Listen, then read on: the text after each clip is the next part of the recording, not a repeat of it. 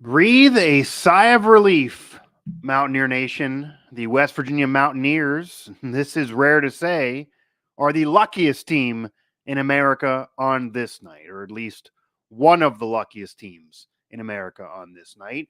WVU escapes Waco with a win, their eighth of the season, the turnaround year, well above expectations and predictions, certainly nationally. Does continue on to a bowl game, but the regular season goes 8-4, and they do it in a very bizarre, insane manner that should not have been nearly as difficult as it was. And as I already put out there on social media, there was no excuses for any of this, but maybe I jumped the gun because they do get the win. And I saw my colleague Ethan Bach actually refer to it this way, and I think this is the simplest way to explain this game for anyone who did not watch at all. This win over Baylor for West Virginia is how the Houston game went down, but a win for the Mountaineers. It's kind of how Houston maybe should have went down, even if you have to have it be as chaotic as it was. West Virginia played god-awful in the second half. Yeah, the two kickoff returns are inexcusable and absolutely suck, and based on the points and mathematics, they're part of this.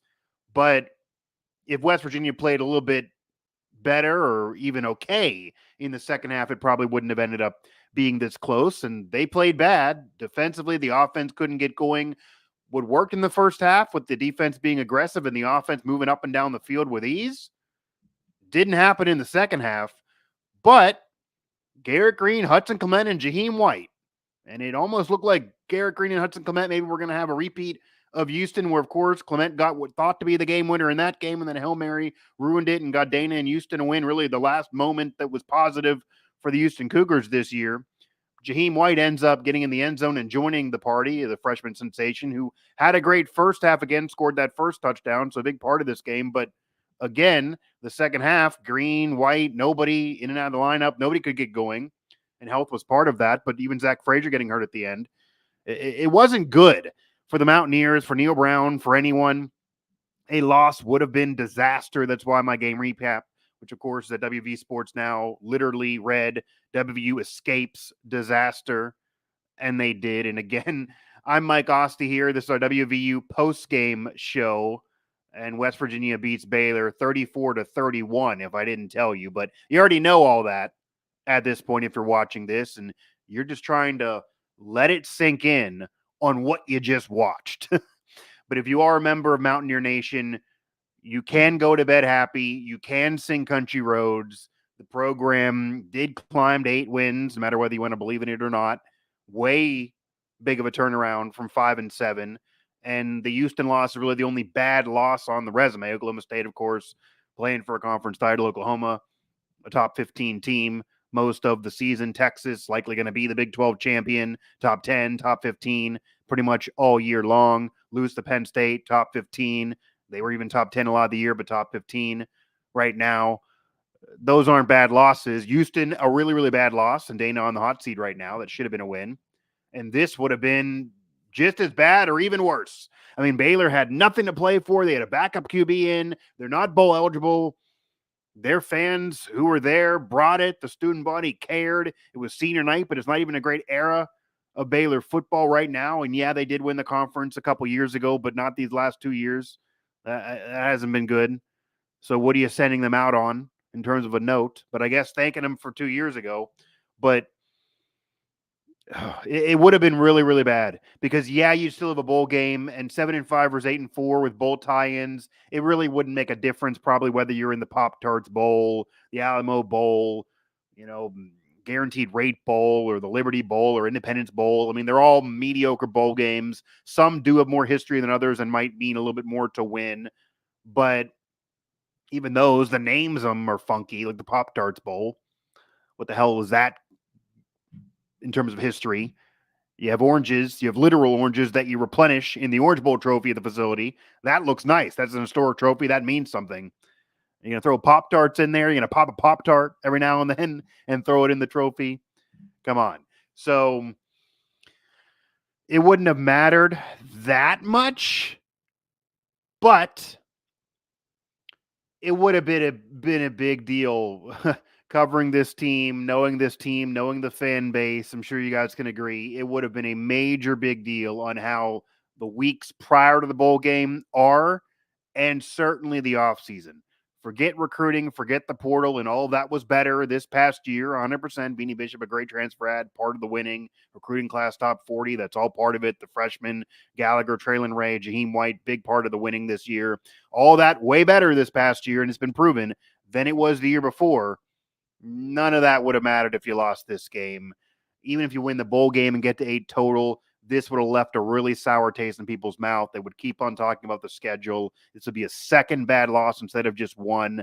One, you can say Hail Mary, even though you played bad all the way through. 2 in the same style with 2 kickoff returns and sucking in the second half. That would have been inexcusable. That would have, again, I think, honestly felt worse than the Houston game did, because at least that was Dana. You knew he was going to throw it pretty much every time. It was a PI or a catch. This was just 2 kickoff returns. Shouldn't allow 1, but you allow 2 back to back.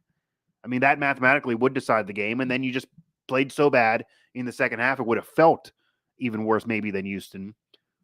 Losing it this way, losing it that way. Either way, they both would have been bad. But no one would have cared about recruiting. No one would have cared about the portal. Everyone would have wanted Brown gone, and many fans still want Brown gone. And you can point to this game as a bad result, even though they did win. And I do think last year's team wouldn't have won this game. And I said that a few different times this year. So they're definitely better than last year, regardless of the schedule. A little easier this year than last year, but they're taking advantage of it. And a lot of teams around the country taking advantage of weak schedules. They didn't play Texas this year. I'm sure it would have been a loss if they played them, but they did play Penn State. And not many Big 12 teams, not many Power 5 teams really play opponents that good in out-of-conference play. There are some. Texas obviously did, playing Bama. You can point to a couple others, Texas Tech being one of them in the conference, and they're no better. They're a similar program maybe than the Mountaineers, so they also did. But most do not. TCU did not last year when they got to the playoff. So you don't have to. West Virginia did. And yeah, Pitt sucks, but Penn State obviously very, very good. So again, the Mountaineers got the win, though, and I'm more than willing to have any of you chat along. Usually you do on these post-game shows. Again, my game recap at WVSN. We have a Twitter reaction that I just saw go up there on the site. I will get video reaction, all of that up here on the channel and the site when it comes to me. Obviously not in Waco, and can you imagine what that flight would be back to Morgantown if this was a loss for West Virginia? Now that it's a win, you can breathe a sigh of relief a little bit and probably make fun of yourself and maybe watch some SNL or whatever you want to watch to kind of make this comedic. And then you go on to weeks of practice. You can celebrate a win. You do have an 8-win season. You go into a bowl that is at least respectable. And they've been favored in most of the predicted matchups, by the way. They certainly could win that game. They may not. But you would figure, and Zach Frazier got banged up in this at the end, limping out of the game, that Frazier's probably the only player that won't play in that game looking at the NFL draft. He might play because he loves West Virginia, but if he doesn't, I'm not going to hate on him. But a lot of the integral players, Green, Jaheim White, again, youth on this team all the way through, they're going to play. So Hudson Clement, I'm sure, is going to want to play. He wasn't even a scholarship player to start the year. That'll be a positive. Maybe Beanie won't, but is he really an NFL guy? Aubie Burks, again, another one. Got injured, had to come back from injury, was stretchered off, played well this year after only becoming a starter at the beginning of last season, a big integral force this season on and off the field, and an emotional leader for this team. Even he's done a lot more than even the numbers show, and again, was carted off against TCU, so he didn't really get back to 100% until a couple weeks ago. But for the most part, they may have the full crew, more than most teams playing in average bowl games. So that could be a benefit to try to go ahead and win it. See, a lot of you here watching along, and I appreciate the click there to watch it. Feel free to chat along. Feel free to join me. Otherwise, I will make this one of the rare short shows, whether it be post-game or otherwise for myself. I'm not known for short broadcasts and short commentary. I'll make fun of myself there. But if nobody does join me and chat along, then that will be the case because, again, I think everybody, maybe you just need to kind of recuperate and wipe sweat off your brow after watching that one. West Virginia wins at 34-31 if you're just tuning in. And if you're just tuning in and you missed the game, not sure why you're watching this, but did you miss a lot? Again, West Virginia looked like they were taking them to the woodshed all through the first half. It looked like it was going to be a blowout. It looked like it was going to be all Mountaineers. It looked like the BYU, the Cincinnati game, how it should look. I hesitated kind of writing it that way, that this was a locked up win, because that's just never the case in the Neil Brown era, really. And we all know that. But it was a backup QB. Shapen, if he was there, I could maybe see this type of situation. He's been good this year despite them not winning, and they're unlucky and they're bad and they're snake bitten. Like, you see why Baylor sucks and it's a 3-win season? They blew this. They should have won this in the second half. People talking about Baylor having better players. They have better players than their record shows. I don't know if they have better players than West Virginia, but this is the problem. But West Virginia wins at 34-31. And if we were talking right now on this being a loss, this would be a whole different conversation. I'm sure you guys would be lighting up this lamp with chat activity. A lot more action here off losses, let's face it. And I get it. And social media would be scorched earth, and everyone would want Brown gone, and no one would care about any climb or any record, and it wouldn't even be much of a conversation. And I put it up there, no excuses. There would be none. There would be none, because even with the kickoffs, and there's no excuses for those, certainly not two of them back-to-back. That's historic. My man John Antonic with the comms department at WVU knows more about history of the program than anybody. Him and I go back and forth. We don't always agree, but in terms of knowledge of history, no one knows more. Had him on shows back when I was at the Trib years ago, known him for a while. He put it out there. I'm going to trust him. 1904 against Michigan, the winningest program all time, and West Virginia is the 15th, so it's not like it's trash. Quality program. Michigan, obviously, the cream of the crop historically. And since 1904, the last time. Only's happened twice. That's the only other time. 1904 against Michigan, losing 132-0, I believe was the score. And by the way, for anyone confused, back then you would score, kick it off, and then you get the ball back. That was the weird rules at that point. So that's how you got two of those, even though it was 132-0 without West Virginia scoring.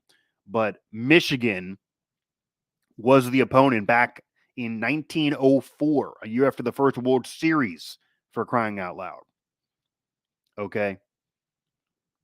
We're looking at almost 20 years before the 1922 season, where West Virginia went undefeated with a tie, and some argue should claim a national title.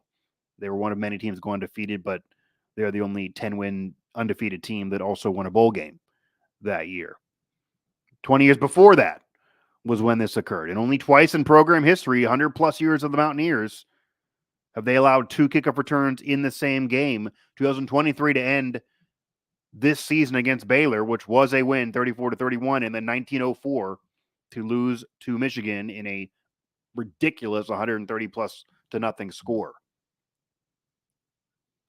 This team totally surprised me this year. Zach, yeah, they did. I mean, well, to be fair, I said 6-6 going into the season. I thought this team would crawl into a bowl game. I thought this would kind of be a back-and-forth roller coaster ride. So they did surprise me. I'm not as blown away as some of my national media colleagues out there. Some thinking this team would win 3 games, 4 games. The over-under nationally was 4.5 on most sports books.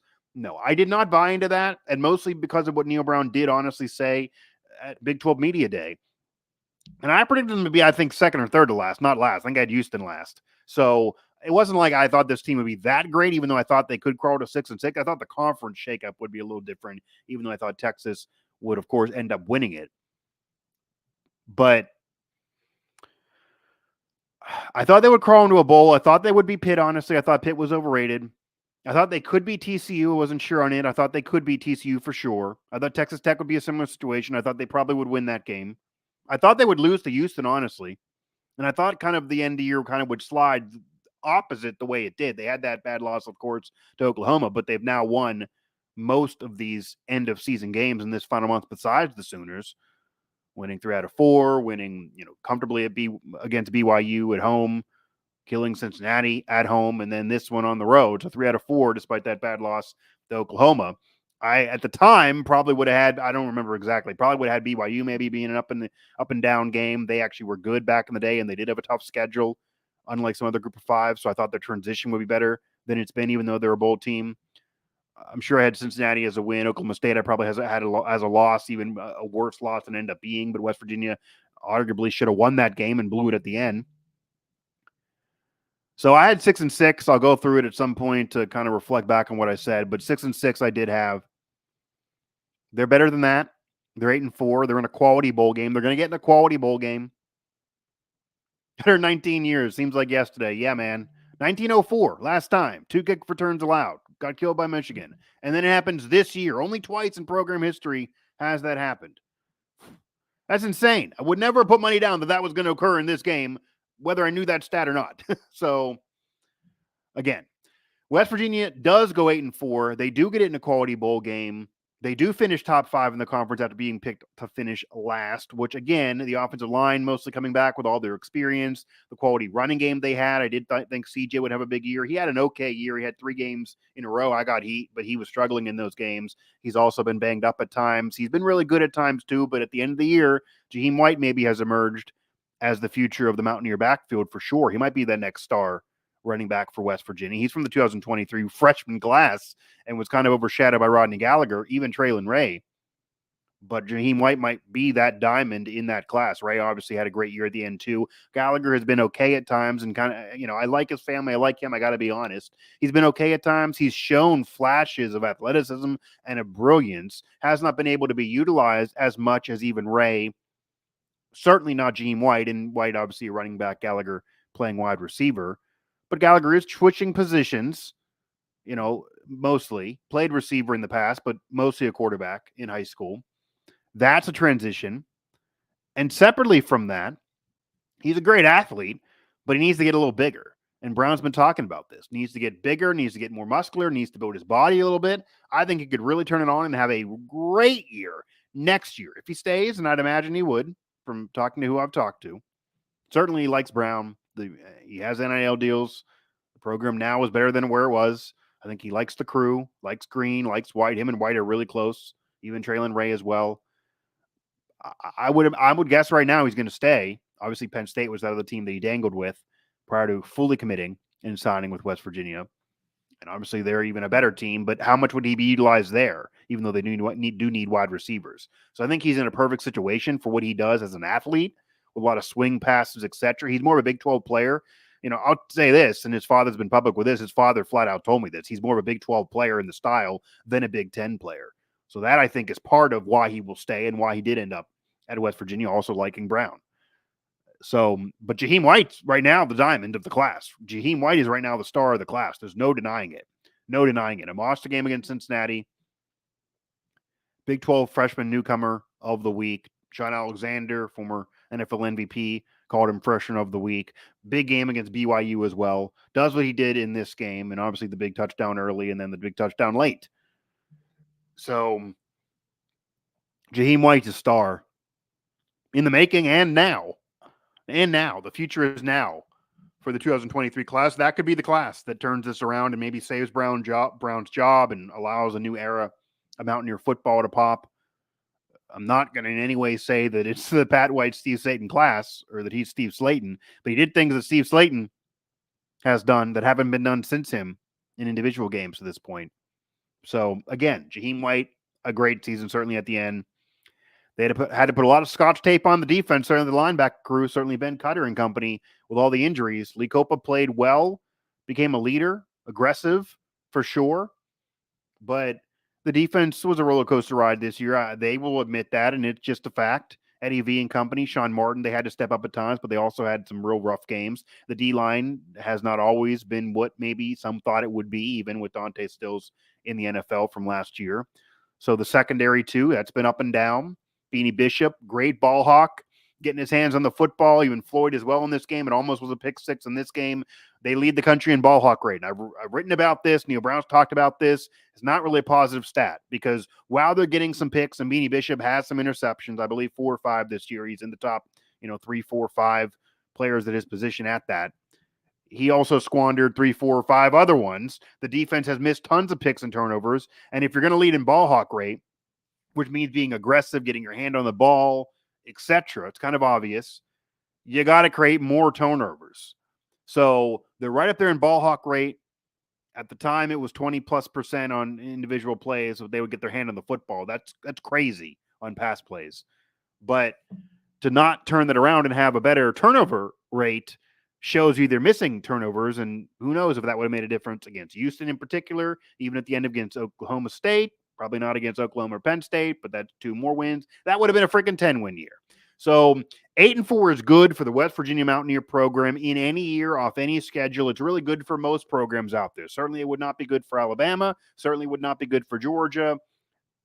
Penn State, they're unhappy with 10. They're unhappy with a 10-win season. So obviously an 8-win season they wouldn't like. But 8 wins is very good for the West Virginia program. 100%. It is. If you look at the history of the program, I think there's like 8 10-win seasons. So to get 8 wins, most wins Brown has had in a single year. He won a bowl game in the Liberty Bowl, but it was the COVID-shortened year. This is by far his best season as head coach of the Mountaineers. Win or lose the bowl, even if you lose the bowl, this is the best season. Okay, you win the Liberty Bowl, but that was a COVID-shortened year. They didn't play Oklahoma. They would have lost them that year, of course. That was a great Oklahoma year for them. This is the best season for Neil Brown as head coach of the Mountaineers. And yeah, it would have sucked to lose. Big capital letters and sucked. It would have sucked to lose, Marlene, 100%. For Mountaineer Nation, I'm not sure how they would have been able to get over that loss, to be honest. And yeah, there always are some negative fans. I've complained about this. I think there are a lot of West Virginia fans that look for the negative before they look for the positive, because it's hard to complain about an 8-4 season, even though, yeah, there's a couple bad losses, or at least one bad loss. You could argue Oklahoma State at the end. And then the schedule was easier this year than last year. But again, 8-4 is hard to be that mad. 8-4 is a good year, and I'll break this news. They're not going to fire Neil Brown off an 8-4 season. They're not. Yeah, Jeff, I believe Jaheim White was right up there. I'd have to double check, but in terms of yards per catch, certainly as a rookie, I think he is right up there. I'd have to double check on that again as we're doing this show live, but I think he is right up there. I think he was leading coming into this. Don't know where the numbers lie after this weekend, but there's no way they're firing Neil Brown off 8-4. He could easily be sick of the polarizing effect and how some fans are unhappy with pretty much nothing he does, even if he wins. That is possible. I don't see who's going to hire him. Obviously, Texas A&M is a random rumor that's out there that is not legit from anything I've heard. Okay, Michigan State's already made a hire. Oregon State's out there now looking for a job, looking for a head coach, but that's not a better job by no means. That is a worse job. I would not leave West Virginia for that job. West Virginia's stable in the Big 12. It's a better historic program. The NIL money's better. Even recruiting's better, even though it's rough in West Virginia. You got much more around you in PA and Ohio and going down south. They've done well. This is year 5. They're building something. Kentucky could be open, and that's more of a Neil Brown connection, obviously. Coach there, being from there, that is a Neil Brown connection. I will say, if he wants to, go be my guest. This will be looked upon as a positive climbing year nationally for him as a head coach, and he was a great hire at the time of being hired. At least that's how it was viewed around the country in 2019. It has not been good enough at WVU at all. This is a better year. This is a step in the right direction. But going to the SEC with Kentucky playing football and not playing basketball will be really, really tough. And if he thinks the Big 12 schedule is rough or even out of conference is rough, putting Penn State on there, it doesn't matter what you do out of conference. You're going to have 3 or 4, if not 5, ranked teams on your schedule every year in the SEC. So I think that's a worse job, and he will never win there big. Arguably won't even have an 8-win season like he's had at West Virginia. I wouldn't recommend it if I was advising him, just on himself. We'll see if he's sick of the fan base enough to jump there or if they would want him, but that's something maybe to keep note of. I can't see it happening. I think he likes the situation. I think he likes the freshman class he has there now. I think he wants to build on Jaheim White, Traylon Ray, and Rodney Gallagher. I would be scared Gallagher and some of those guys would leave if Brown's gone, by the way, if you're a fan and you like that class. They love Brown. So there are a lot of fans that want Brown fired. But if he would leave or he would somehow get fired, and again, he's not going to get fired off an 8-4 season, win or lose the bowl. Certainly not off a 9-win season. They may leave. They love some Neil Brown for whatever reason. He's selling them something. So I think Neil Brown is a straw that stirs the drink to keep this class together if it's going to stay together. But yeah, if they would have lost this Baylor game, it would have been really, really bad, and defending him would have been almost freaking impossible. And I've never thought they would fire him off even a 7-win season off turning around from last year. I publicly said that. I thought once they got to 7, they were locking in with him. Even if you lose the last 2, including the bowl, he would stay. But, man, it looked like the team almost quit in the second half. You have the kickoff returns. You play so bad in the second half. It's against Baylor, even though you're on the road. They're so bad. Yeah, I think that might have been just cause. I was getting ready to potentially write. We got to let it loose on Neil Brown right now. Maybe you do pull the trigger and fire him, despite everything I've said about building, about improving, about the freshman class. But they did win. West Virginia did win. They won 34-31 in Waco. What a bizarre game, and that's why Baylor has 3 wins. Man, almost got to feel bad for them and the fans that are there. 3-9. West Virginia, though, ends up with the win at 8-4. They will get an equality bowl game, and we'll see what happens in that game. A lot of youth, and obviously Garrett Green can come back. He still also played off his game at times. Love to hear some takes on him. Again, look at what Kentucky's done, though. I don't know. And that's interesting that was brought up, and that has not really been discussed that much. I don't think Neil Brown is looking for a way out. I think he likes what's going on there, and he thinks next year can be better, to be completely honest. You lose Zach Frazier. You do lose some players, maybe Doug Nestor. For the most part, this team is very, very young, and for the most part, is going to come back next year. Okay? Penn State will still be on the schedule, but they're going to be in Morgantown. Pitt will be in Pittsburgh, but Pitt is reeling, and they're off the worst season they've had in 30-plus years. Their quarterback, if they keep Garnell, is going to have less experience than Green. You're now going to have the more experienced QB. You don't have Texas on the schedule, obviously. They're leaving the conference. You won't have Oklahoma on the schedule, obviously. That's pretty much been a loss every season except for 2022. So that'll be gone. That'll be off the schedule, too. You have the new Big 12, and you're the winningest historic program in the new Big 12. Does not mean you're going to clip off conference titles. I think Utah might be the class of the conference moving forward.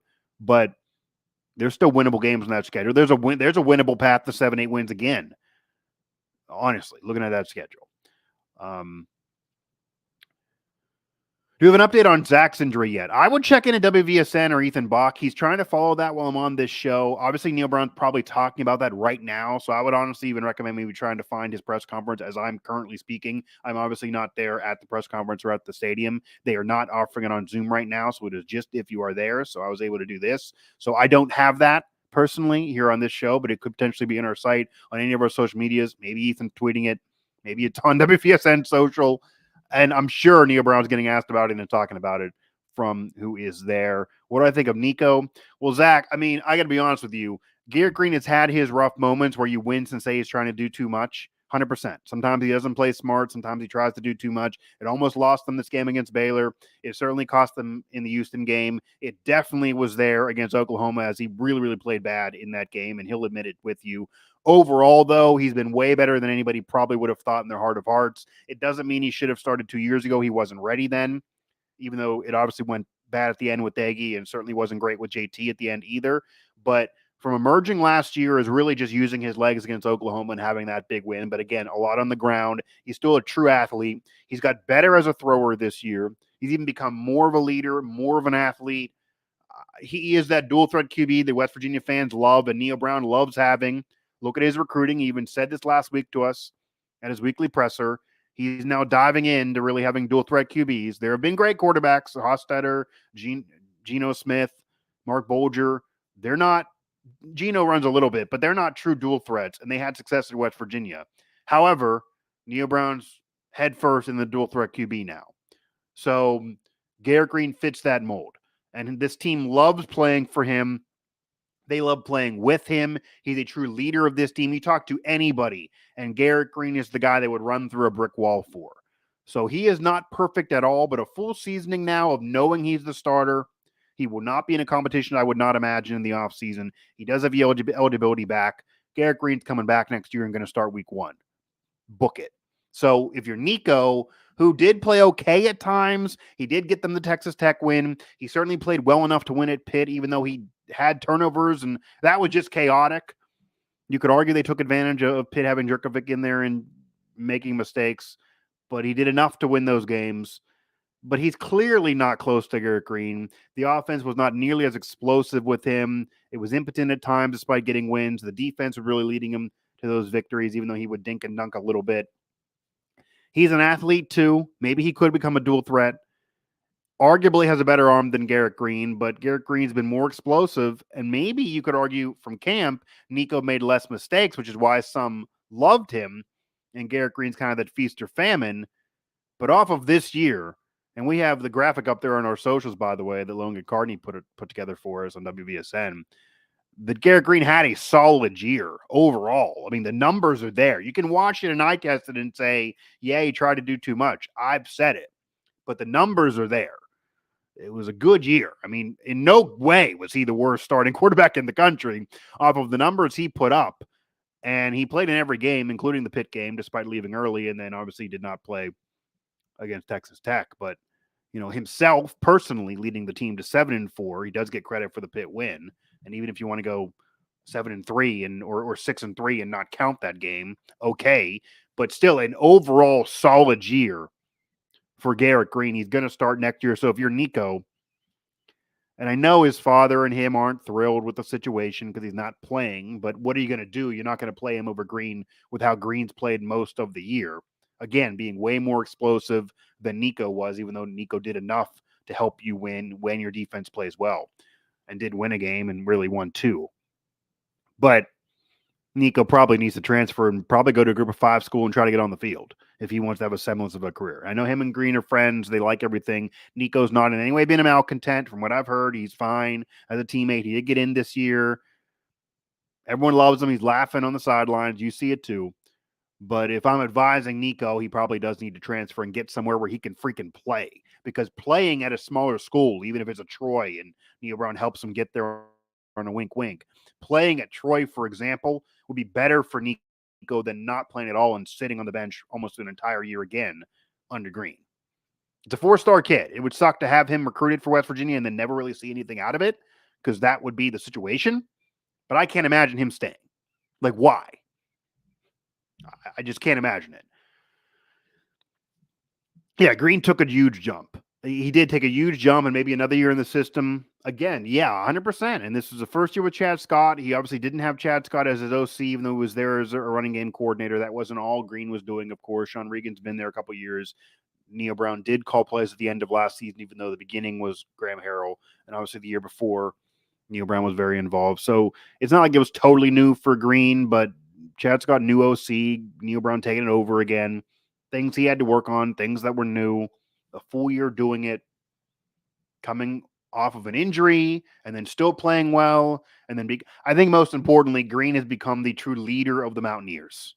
Okay, the fans even like watching him. He gives you that moxie, that almost Brett Favre attitude that there's going to be some mistakes here, but when it's great, it is really great. It's going to be fun to watch all the way through. It's entertaining as all heck, and you just want to win with him. That's the vibe of Garrett Green with the Mountaineers. And yeah, he'll be back. He'll want to come back. He'll be the starter, and he'll be the leader of the team, which I wouldn't have said 1 year ago. Anything else here? West Virginia does hang on. They do win the bizarre game that was the game to end the season at Baylor, 34-31, and they pull it off. Crawling out of there with a win, escaping disaster, and getting the 8th win of the season before the bowl. Man, a loss would have been bad no matter what happened earlier in that game. A loss would have been really, really bad. But they do win. And it really is what Houston should have been, but that was a loss for the Mountaineers. Just the fact that it's his alma mater makes me think he would consider it. I agree, not a smart career move. Anthony, I'm not going to sit here and argue about, what's in Neil Brown's mind. I've covered him for years. I know the guy somewhat. I certainly don't know what's in his mind at all. We're not like close friends by any means. I could see an attraction to your alma mater. I 100% think Kentucky might be the only program that would probably call him, and maybe that he would be interested in. That probably is a thing. I don't think Texas A&M is really going to look to him. They're going to want a flashier hire. They got a lot of money there, obviously, and it didn't work out with Jimbo. That seems like you're going down. Like Jimbo's won a national title. Kevin Sumlin had a 10-win season with Johnny Manziel, and you're going to go to Neil Brown? That doesn't seem to make sense. It's hard to see how the fan base will get excited off of that. They see how Neil Brown's treated on social media. They see this being his best year at West Virginia in year 5. I don't see it. Michigan State job has been filled. Oregon State is an absolute just catastrophe of a move with conference uncertainty and a lesser program with less money and worse recruiting, because you don't do much there on the West. You're basically getting like the 3rd or 4th chipper that USC and the others don't want. No, I mean, yeah, they won some games and it was a solid year, and it kind of sucks for that fan base to lose a guy who did this for them in the midst of the Pac-12 uncertainty. But that would just be stupid. honestly. And Kentucky probably would be too, because you're going to the SEC. I don't see how you're even winning 8 games there. The schedule is going to be tougher year in and year out in conference play, regardless of out of conference. That would be a big risk. Recruiting wise, would be similar though. It would be similar base, similar. So he can go recruit the same kids he's recruiting now there, and they play SEC national TV. But how often is Kentucky really on in comparison to all the other SEC teams that get on TV? They're obviously better than Vanderbilt here. They're not Vanderbilt, but it's like a once every 6 years they have an okay year that they think is great off an 8-win year, but not even really. And it's the SEC, and you're 3 or 4 teams that are going to always be dominant there with Alabama, Georgia, even Tennessee, Auburn usually, Florida down, but they're going to get back up quicker than you will, obviously. That's just not a better job. I mean, the new Big 12 does not have Oklahoma, does not have Texas. It will have Arizona, Utah, etc. But okay, Texas A&M announced, so that's gone too. Okay, that's why you're bringing up Kentucky probably with Stoops. That makes sense. So I'm obviously hosting this show and didn't see it and covering the Mountaineers. So that's gone, and that's kind of a sexy hire, but I could argue that's bizarre. But he's had some good moments, so I guess he's stepping up to it. Maybe you go to just a legit coach rather than try to swing for the fences and look at the resume of Jimbo, because that didn't work out when you looked at the resume of Jimbo with all the money and all the recruiting classes that were there. So then you're looking at the Kentucky job, and they may call. But number one, I don't think Neil Brown's concerned about that right now. Number two, I do not think it's a better job because of the SEC and how impossible it is to win there. And number three, it would kind of be funny, honestly, if Neil Brown would leave on his own, especially for a worse job historically, in a harder conference after the fire he was just in. So wouldn't that be weird if West Virginia fans get rid of Neil Brown off an 8-win season and a better year because he chooses to leave rather than be fired? That would almost be a poetic harmony of hilarity, I got to tell you. But I don't see it as a better job. So he can do what he wants, but I don't see it as a better job. I'm going to close up shop here soon. I could see the thinking of Nico staying and finishing himself out as a starter junior and senior year, dude. But like, that is an incredible risk for Nico because you don't know what's going to come in transfer portal wise. They probably will look to that after Green is done. Some people are even confused about Green's eligibility. He maybe has 2 years more rather than just one, which bleeds you into just really the senior year. Nico is a 4-star recruit, and you're going to ask him to sit down for 2 years. This is not 20 years ago. There is not even a reason to do that because he could transfer at any moment. The windows are going to be there. Some group of 5 will be interested, maybe even freaking Kentucky if Brown would go there. Like, there are going to be opportunities for Nico, probably at a lower level Power 5 or group of 5 level. Maybe not immediately handed the starting job. He did win a game this year, but he's certainly been the backup in the offense, struggled at times with him. But to ask him to just sit down for a whole nother year, maybe more, that's a lot. It's a 4-star kid. Why should he do that? He's not from West Virginia. He's from Arizona. What does he owe the Mountaineers? They recruited him. He went there. He's done everything they've asked, but I wouldn't advise it. Doesn't make sense to me why he would do that. Even if he has one, I'll put it to you that way, Anthony. Even if he has one, I don't see, if I'm Nico, why I want to sit out a whole nother year next year when I probably for sure can play at least a group of 5. Playing is better than not playing if you're a kid that wants to go to the next level, even if you want NIL money. I mean, look at the connections that are now there. I mean, Ren Baker at North Texas, Neil Brown at Troy, from Troy still. They could probably get him to those places and help him out. They like him. But playing is better than not playing. So he's not playing now. Green's going to start next year. What are you doing if you're Nico? Anything else here, guys? Obviously went a little bit longer than I thought actually initially, because we took a while to get going on this show, opposite of West Virginia. West Virginia started out guns blazing. They were kicking butt in the first half, and then they really sucked in the second half, and they were real slow until the end, and they end up winning the game. Us here, we were, sluggish early on in the first half of this show. I had to kind of carry the load. We now have all you guys commenting all up and down, helping me out. We're playing great as a roster here. The whole team's involved. and we're going to end this strong. It's maybe where I want to leave it. The Mountaineers do win 34-31, though. They do get win number 8 on the year. They do have a bowl game coming up, and we will see what that bowl game is and where the chips fall. But there will be a bowl game no matter what. We'll keep tabs on Neil Brown and all of that with those Kentucky rumors that maybe you guys are just starting. We'll see if they're out there on social media. And yeah, that's an interesting situation, but it is not a better job in my eyes. And I think being the SEC with that program, the money goes to basketball. It does not go to football. I do not see that as a better job. I'll tell you right now. Historically, current money situation, conference situation, everything. Maybe you want to be in the SEC rather than the Big 12 in general, but I don't see how you win there. I do not see it being a better job, but he may want to do it because he's sick of a lot of what's going on with West Virginia, despite a better year and a turnaround. So we'll see how everyone views this. 8-4, the one bad loss to Houston. You blow a game to Oklahoma State, despite them being a good team, despite their early season loss to a really bad team or really bad loss against South Alabama. They end up in the Big 12 title game. Felt like we were going to lose tonight. Yeah. This felt like a game that West Virginia would have lost last year and that bad teams would definitely lose.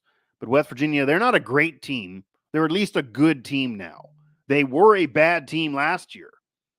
They weren't even good the year before. You could argue about COVID. I would say at least they were good. They certainly weren't great then. And then the climbing fell off the mountain. No pun intended. Actually, it might have been. But they're at least a good team now. At least a good team. Not a great team. A great team would have had a 10-win season this year. A great team would have hung on to beat Oklahoma State and would keep that win, no matter how good Oklahoma State was. When you're leading in the fourth quarter, Olive Garden runs for 150 yards in the fourth quarter. You make that about 90 yards instead, and you probably win. So a great team would have beat Oklahoma State, would have hung on to beat Oklahoma State. They've been vulnerable this year, despite being good. And a great team, you bring that up, makes up for the Houston loss? Little bit. I mean, losing both Baylor and Houston would have been a catastrophe. That would have been disaster. They escaped disaster, as I said. It ends up being the result that Houston was not, and a better result for the Mountaineers, where they win despite a crazy game that shouldn't have been as crazy to a bad team. But Houston's an inexcusable bad loss that's still on the resume. Penn State, you were never going to win, and you would have covered the spread if it wasn't for them scoring in the final 6 seconds. So, say what you want about that. It's fair. Go ahead and stop them. But West Virginia played better than anybody would thought they would have in that game. They played better against Penn State than some conference teams that are similar programs. Maryland, for example, with a similar season to West Virginia, despite losing a lot at the end, they're similar kind of thought of in the Big Ten, even though now West Virginia will be higher up in the pecking order of the new Big 12, you would figure, than what they'll be in the Big Ten. And yeah, West Virginia is a better program than Maryland historically, last 20 years, 100%. But similar size, geographic region, I'll say that. And West Virginia played way better against Penn State than Maryland. Way better. So, and then Oklahoma, they should have played way better. They did lose. They got beat down. Maybe you're not mad about a beat down to Oklahoma as a top 15 team, despite them not being a national contender this year. And they have been vulnerable, but they're still freaking Oklahoma with 5 stars. And you're on the road. But West Virginia should have at least hung in that game, at least made that close. Like you lose by a touchdown and 10 points, back and forth game for a little bit. Then Oklahoma pulls away. You don't feel as bad. You say, okay, they're just better. But to lose that way and get totally dominated, that's rough. But the Houston game, you can't excuse. Michael Hudson Clement is not talking about enough for his game today. Every time his number was called, he showed up and showed out today. All the same time, Neil Brown's play calling is garbage for another year. Neil Brown, I thought, honestly, had a better year play calling this year than people would have thought. He was aggressive a lot this year that I never dreamed he would have been as aggressive in. He sometimes gets in his head at times. I absolutely agree with that. Chad Scott keeps saying he likes Neil Brown being aggressive, but sometimes it doesn't make sense. But I think he's done a better play calling job than people give him credit for. Way better than he was 2 years ago, for sure. Way better than 2 years ago for Neil Brown. But yeah, a lot can be improved. It's not perfect by any means. There's times I scratch my head as well. And Hudson Clement, who was not on scholarship entering the season, earned a scholarship with a big game against an FCS team against Duquesne, has been a spark plug and a major contributor this year. He's been injured at times, did miss some time, but he should have had a game winner against Houston. The Hail Mary and the helmet coming off for Garrett Green and that penalty screwed all that up, because that would have been a great story for Hudson Clement off a game winner as a West Virginia product when Dana said he wasn't going to really recruit West Virginia kids. This game, Hudson Clement is who he goes to at the end again. Once again, 2 minutes left. They need to win. They shouldn't be losing. Once again, Hudson Clement thinks like maybe he's going to get a game winner again. It goes to Jaheim, but he did all the work to build that drive. So Hudson Clement, a great player, way better than anybody would have thought. And no one even really heard the name a year ago. And obviously, and he had a great high school career, obviously, we know, in West Virginia, but he was not heavily recruited at all. Earned his scholarship and then some.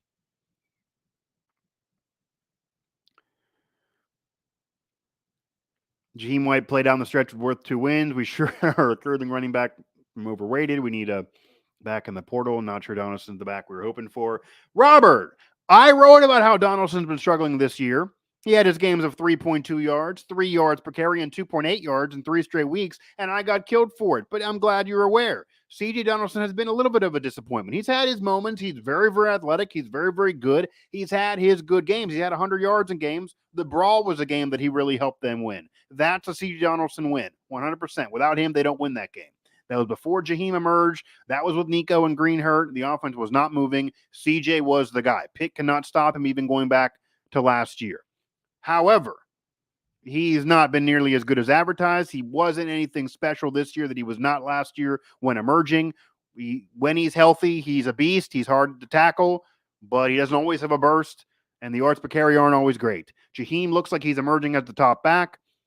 CJ sometimes is not hitting the hole hard. That's absolutely been said by coaches, by the way, as well as of criticism. When he's good, he's playing hard. He doesn't always do it. It does not appear.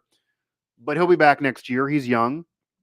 And they're maybe a two-headed monster of thunder and lightning. That's what they're selling themselves on. So he obviously is a big part of the team still, but CJ may not be the guy that's the next Steve Slayton. Maybe that is Jaheim White. And they're two different running backs. CJ, a really big, bulky, size-driven running back, and Jaheim White, a smaller, statured, speed demon hiding behind the line and kind of, twitchy type running back. So the defense needs to be better as well. When the defense is healthy, that's a big part of it too. The defense has been a roller coaster ride this year. But at the end of the day, and I'm going to close up shop now, at the end of the day, the West Virginia Mountaineers got win number 8. It was not pretty. It was ugly. It was almost catastrophic for West Virginia in Waco to end a year. But nonetheless, the Mountaineers do, thanks to a game winner at the end, a game-winning touchdown, I might add, at the end. They pull it out, and West Virginia goes 8-4 in the regular season. They were predicted to be 4 wins at the most. They were said to be last in the Big 12. They end up in the top 5. They're going to get in a legitimate bowl game. They have a chance at 9 freaking wins in that bowl game, which would make this the best year for the Mountaineer program since Dana's 10-win season, his second 10-win season in 2016, a year that not many celebrate and kind of forget about. That was a 10-win year. That's his second after the Orange Bowl year as well. This would be the first 9+ since then. This cannot be 10, and maybe it should be with the Houston game added in there. There was a bad loss in the mixed. They did play a tough team out of conference in Penn State despite not playing Texas in conference. They did take advantage of a little down year for the Big 12 in comparison to last year with 5 ranked teams on the schedule that helped TCU. Whatever the case may be, they were said to be a 3 or 4 win team. They end up going 8-4. They have a chance at 9 in the bowl game. The bowl game will be something of note. It won't be just the toilet bowl. Neil Brown does show the 2023 class could be climbing somewhere. The freshmen are heavily involved. Zach Frazier is going to definitely get drafted. There were issues on defense. There were issues on offense at times.